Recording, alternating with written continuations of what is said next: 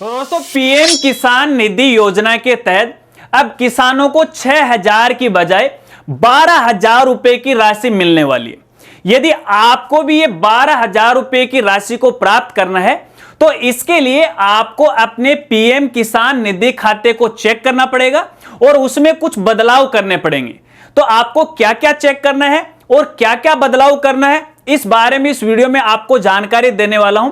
और वीडियो की हाईलाइट में आपको पहले ही बता देता हूं कि आगे अपन और किन मुद्दों पे बात करने वाले। एक तो आपको पीएम किसान निधि की ई-केवाईसी का स्टेटस चेक करना है, भले ही आपने ई-केवाईसी करवा दी हो या फिर नहीं करवाई हो, क्योंकि ई-केवाईसी कंप्लीट नहीं होगी तो आपको कोई भी पैसा इस योजना के तहत नहीं मिलने वाला।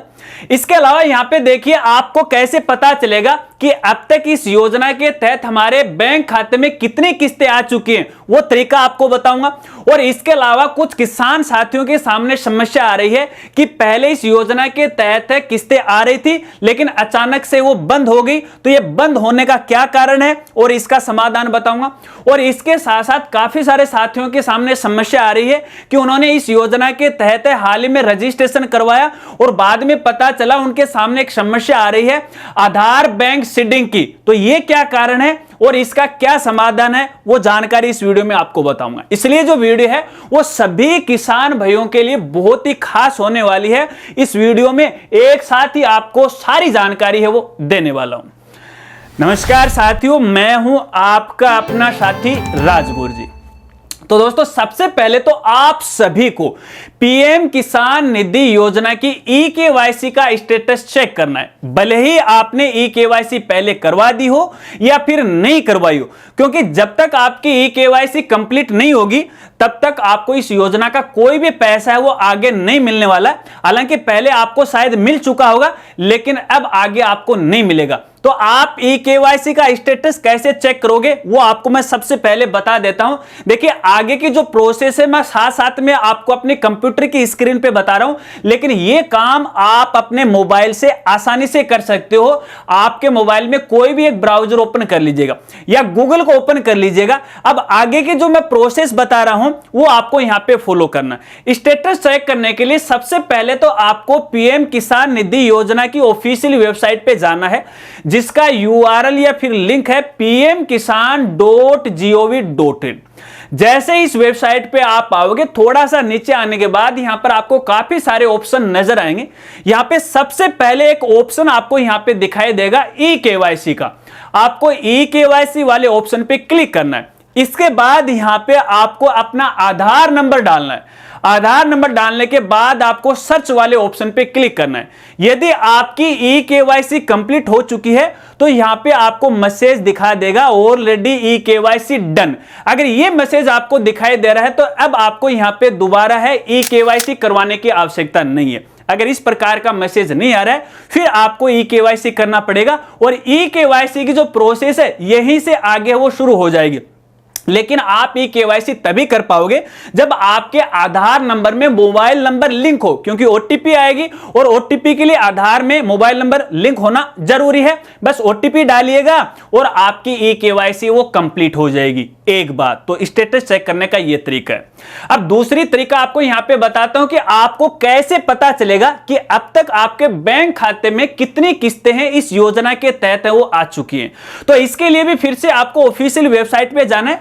यहां पर आपको एक ऑप्शन देखने को मिलेगा नो योर स्टेटस। इस पर आपको यहां पे क्लिक करना है और यहां पे सबसे पहले आपको पीएम किसान निधि का जो खाता नंबर है या रजिस्ट्रेशन नंबर है वो आपको डालना है। अब काफी सारे साथियों के सामने समस्या आ सकती है कि यार हमारे पास तो ये खाते नंबर ही नहीं है, रजिस्ट्रेशन नंबर आखिर कहां से लेके। तो टेंशन नहीं लेना है, यही आपको मिल जाएंगे। सबसे ऊपर आपको यहां पे देखिए देखने को मिलेगा नो योर रजिस्ट्रेशन नंबर। इस पर आपको यहां पे क्लिक करना है। क्लिक करने के बाद आपके सामने दो ऑप्शन होंगे, एक तो होगा मोबाइल नंबर का और एक होगा आधार कार्ड का।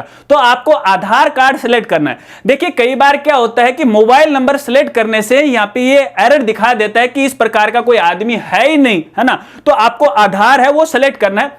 फिर अपना आधार नंबर डालिएगा, कैप्चा दी गई है बॉक्स में डालिएगा और इसके बाद आपके आधार पे एक ओटीपी आ जाएगी, ओटीपी डाल दीजिएगा, सबमिट कर दीजिएगा। इसके बाद यहां पे देखिए इस योजना की सारी किस्तों का स्टेटस आपको यहां पे दिखाई देगा। सबसे पहले ऊपर आपकी कुछ बेसिक इंफॉर्मेशन दिखाई देगी, जैसे किसान का नाम है, मोबाइल नंबर है, उनके रजिस्ट्रेशन नंबर है, एड्रेस वगैरह वगैरह।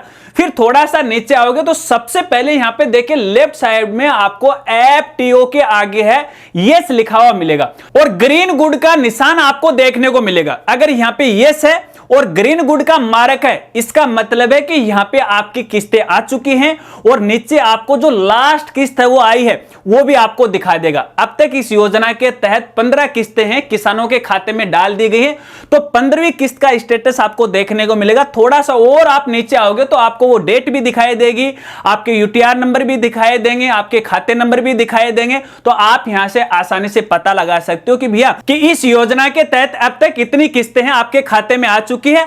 अगर पिछली किस्त को देखना चाहते हो तो ऊपर आप यहां पे देखिए 1 से लेके 15 क्रम संख्या आपको मिलेगी। किसी भी नंबर पे आप क्लिक कीजिएगा, उस किस्त का स्टेटस आप यहां से वो देख सकते हो। ठीक है, चलिए अब यहां पे तीसरा तरीका आपको एक और बताता हूं। देखिए किसानों के सामने समस्या आ रही है कि यहां पे उनकी किस्तें हैं वो उनके खाते में नहीं आ रही। हालांकि स्टेटस उन्होंने चेक किया तो कुछ के तो 10 ही किस्तें आई हैं, कुछ के 14 आई हैं, कुछ के 13 आई हैं। तो ये क्या मामला, क्यों नहीं आ रही? तो देखिए इसके 2 रीजन हो सकते हैं। पहला रीजन ये है कि आपने eKYC को कंप्लीट नहीं किया। अगर eKYC आपने कंप्लीट कर दी और हाल ही में की है तो देखिए इसमें थोड़ा सा टाइम लगेगा सर्वर पर अपडेट होने में, तो आगामी जो किस्त आएगी तब आपके खाते में आ जाएगी। तो चेक कीजिएगा कि आपकी eKYC कंप्लीट हुई है नहीं हुई है तो eKYC कर लीजिएगा। देखिए इसका सबसे बड़ा रीजन यही है और इसी वजह से आपकी किस्तें हैं वो अटक जाती है, बाकी कोई भी रीजन यहां पे नहीं है। ठीक है, इसके अलावा एक रीजन हो सकता है यहां पे देखिए आपके बैंक खाते को लेके। कई बार ऐसा होता है कि पहले अपने आधार कार्ड के साथ है अपने जो बैंक सीडिंग थी वो अलग थी और बाद में हमने यहां पे अपना खाता नंबर बदल दिया या नया खाता खुलवा लिया और उस नए खाते के अंदर हमने आधार की बैंक की सीडिंग करवा दी, तो पहले वाला हट गया और दूसरा वाला आ गया। तो एक ये भी रीजन हो सकता है। तो आप पहले अपने जो आधार है उस आधार में है लॉगिन करके आप पता लगाएगा कि आपके आधार कार्ड के साथ कौन सा बैंक अकाउंट है वो लिंक है। ठीक है, चलिए ये 2 रीजन है, इससे आपका समाधान हो जाएगा। चलिए अब यहां पे देखिए कुछ साथियों के सामने एक बड़ी समस्या आ रही है आधार बैंक सीडिंग की। हो सकता है कि कुछ किसान भाइयों ने हाल ही में है इस योजना के लिए रजिस्ट्रेशन किया हो।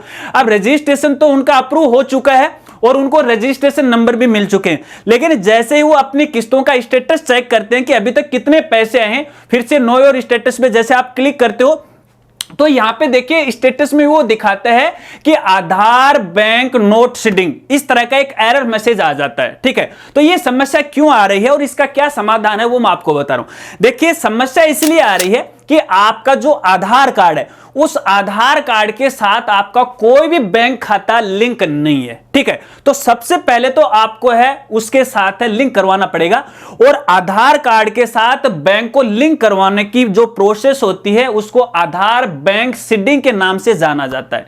तो इसके लिए आपका जो भी बैंक खाता है संबंधित ब्रांच में है आपको व्यक्तिगत जाना पड़ेगा और eKYC है आपको करवानी पड़ेगी। ठीक है, और जब भी आप ये जो बैंक सीडिंग के लिए जाओ ना तो एक तो आपकी पासबुक आपको साथ में लेके जाना है, एक आपका जो आधार कार्ड है वो आपको साथ में लेके जाना है और 1-2 फोटो है वो आपको अपने साथ में लेके जाना है। तो बैंक वाले हैं आपकी eKYC कर देंगे।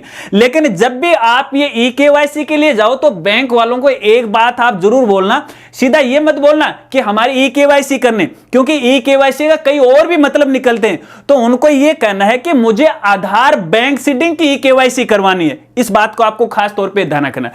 अब यहां पे देखिए जो अदर जो बैंक हैं उनमें तो जैसे आप बैंक में घुसोगे तो आपका काम हो जाएगा, लेकिन यहां पे देखिए जिनका SBI के अंदर यानी स्टेट बैंक ऑफ इंडिया के अंदर आपका खाता है तो यहां पे आपको थोड़ी सी समस्या आने वाली है, क्योंकि SBI बैंक के अंदर भीड़ भाड़ काफी रहती है, एक दिन में आसानी से काम नहीं होता है। तो समय को बचाने के लिए सबसे पहले आपको क्या करना है, आपको eKYC ऑनलाइन करवानी है। हालांकि ये काम तो बैंक की ब्रांच के अंदर भी हो सकता है, लेकिन भीड़ भाड़ है, कई बार सर्वर डाउन होता है तो आपको फालतू में माथाफोड़ी होगी। आपका समय बचाने के लिए एक्स्ट्रा जानकारी आपको मैं यहां पे दे रहा हूं। आपको क्या करना है, उस बैंक की यानी SBI बैंक की कोई भी बैंक BC को देख लीजिएगा।